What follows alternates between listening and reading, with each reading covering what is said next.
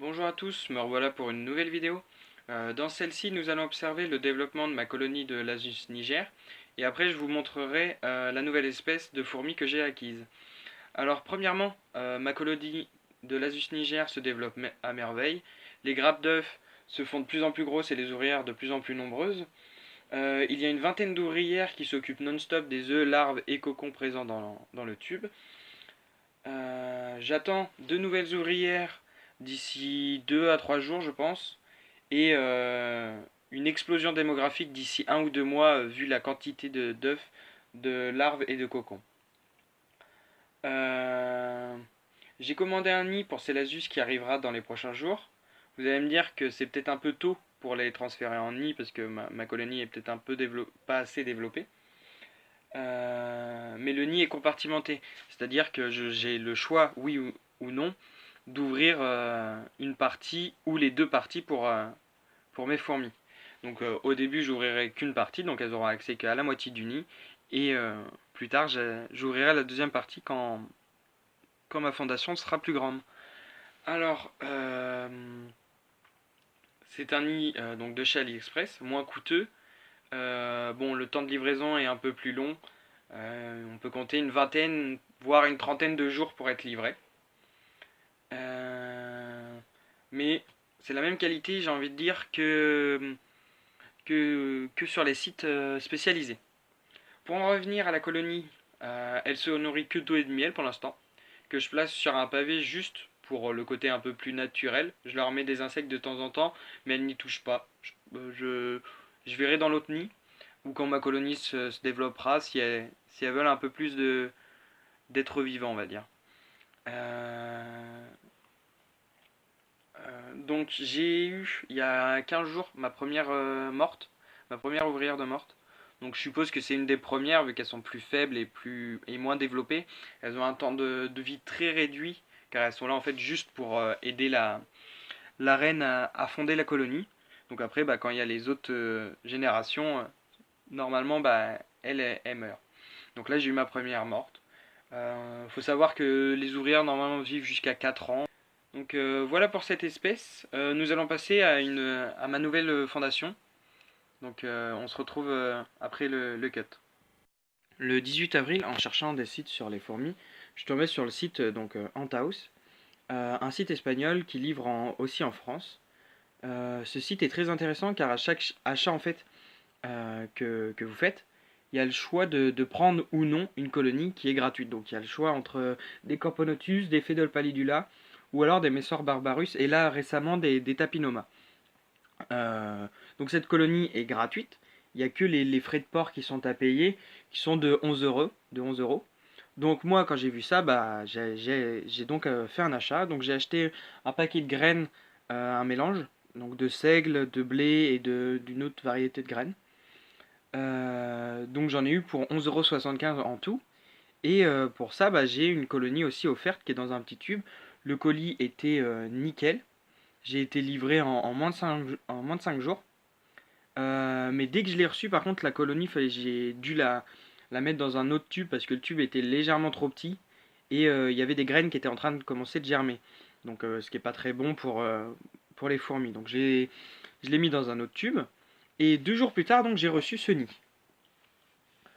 Donc j'ai transféré, donc j'ai monté ce nid, j'ai transféré les messors dedans, je les avais mis juste dans l'aire de chasse. Donc il y a un couvercle, bon voilà, je vais l'enlever pour pas que ça nous gêne. Donc je les avais mis, j'avais mis le tube donc dans l'aire de chasse et la gine est allée donc par le trou qu'il y a au fond à gauche, aller s'installer le côté humide. Euh, donc concernant la fondation, la gine a pondu ses œufs donc dans ce nid là. Il n'y en avait pas dans le tube à essai, j'en avais pas. Mais donc les premiers œufs qu'elle a pondus, elle les a mangés ou les ouvrières. Du coup, bah, j'ai décidé de mettre la colonie 48 heures dans le noir sans les déranger. Et directement, bah là, il y a eu une belle grappe d'œufs. Donc, on la verra pas ici. Ah, peut-être là, donc, qui est transportée par les ouvrières et qui est bien traitée, on va dire. Donc j'ai mis dans l'aire de chasse un abreuvoir ici, une petite fourmilière qui se balade. Donc j'ai mis un abreuvoir ici, donc c'est très important. En effet, les messors ont besoin de boire pour pouvoir saliver lors de la fabrication du pain à fourmis.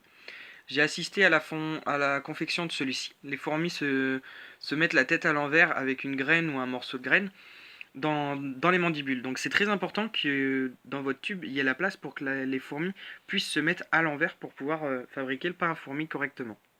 Et donc j'ai mis des graines dans l'aire de chasse qui a été transféré dans le nid building.